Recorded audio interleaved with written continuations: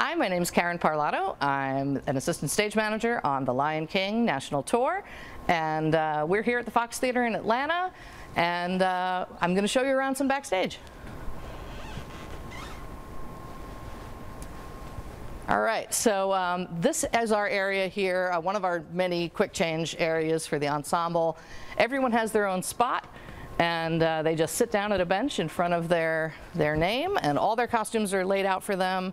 They can change with the help of many of our local dressers, and they're ready to hit the stage, which is right over here. And these are some of our props that are hanging on our walls. Everything from here towards the stage is ours, and it travels with us and usually fits in a pretty prearranged pattern that we all know where we're going to find things.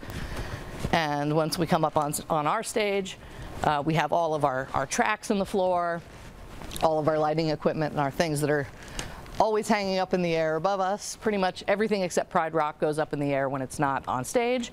And we have our many props and our CO2 tanks for some special effects, which are always important.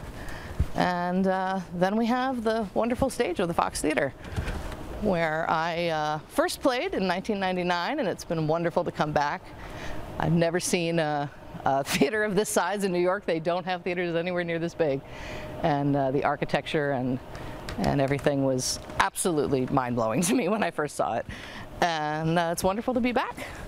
On the stage we have various tracks in the floor. This circle here is for Pride Rock. It works kind of like a model train set here, where it has switches in the floor. Some are automatic, and the ones off stage are manually operated by the crew when they need to be.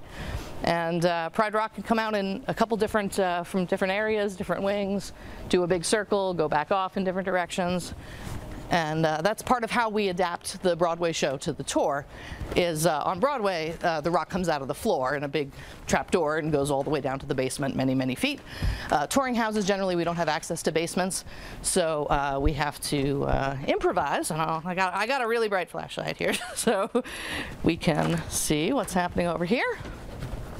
So this is our Pride Rock, and it collapses for easier storage because it's always, as I said, on the stage. It really can't get out of our way fully. So it works kind of like an accordion. There's two motors, and they drive together, and then that can make it small. And when it's ready to go on stage, the two motors drive away from each other to stretch it all the way out to make a staircase. And it's like a snake, kind of. It can articulate, so when it takes a corner, when it makes that big iconic circle image from the show, then it makes a curving staircase, and then it can straighten out again. So it is fully remote controlled by either manually, using this little doodad here, or by our automation console. So it can run computerized cues that run for many minutes and do all the things that we expect it to do exactly on time. And that's Pride Rock. And over here we have some more our beautiful puppets. We have hundreds of puppets in the show that are very, very lovingly maintained by an entire puppets department, which is something that most shows don't have at all. And more of our props. We got baby Simba here is always a favorite.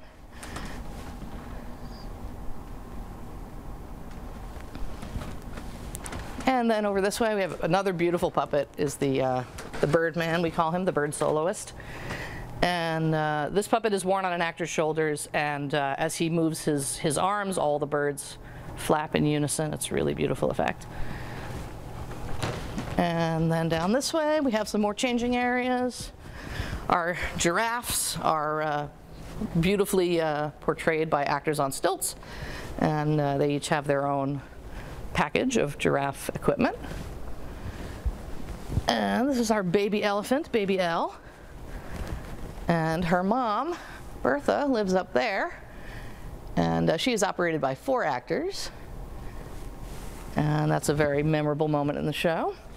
Over here we have some more technical areas. This is where I work a lot of the time. It doesn't look like much when it's all powered down, but this is the console where we call the show, all the lighting cues, automation cues and things.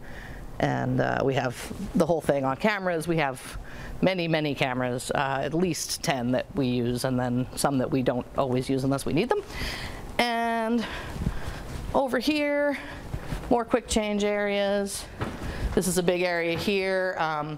One of the things about the Fox is that there's no crossover directly from stage right to stage left. So we have quick changes that happen here that don't normally have to happen on a certain side of the stage, and we have a whole spreadsheet that tells us who's changing where, and they may be exiting a different place to get to where they need to get to. So this is an area that has been kind of built for that purpose of allowing people to change in places that they normally wouldn't.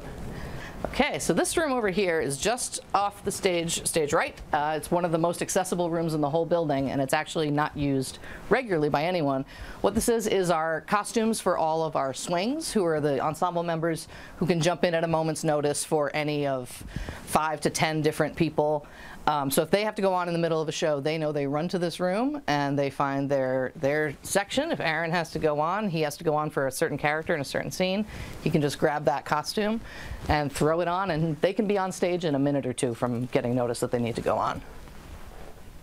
So this is one of my favorite things about what happens backstage, is all these animals hanging in the air are for Circle of Life, and the way that they work, especially for the finale, is that when they're put on the actors, they descend in a line. It's like an assembly line process. There's a zebra on the bottom rack, and that actor steps underneath it. The zebra flies down on their shoulders. They clip into it. They walk away. The next actor steps under. The next zebra descends on top of them, and it's just a really fun thing to see, and it helps us fit all our puppets in every theater.